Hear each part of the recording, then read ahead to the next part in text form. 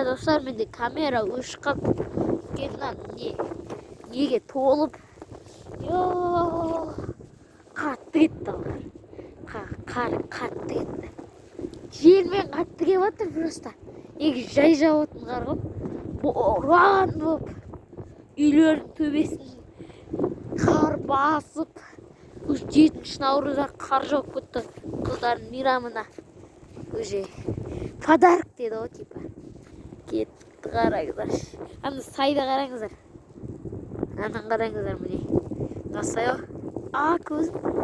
Көзім еліп кетті сыр. Анан қараңыздар, ана көріне ме сіздер? Арғы жақта адамдар келе тұр. Машина келе жатыр.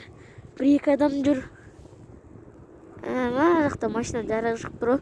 Сол жақта. Машина машина келе жатыр. Не?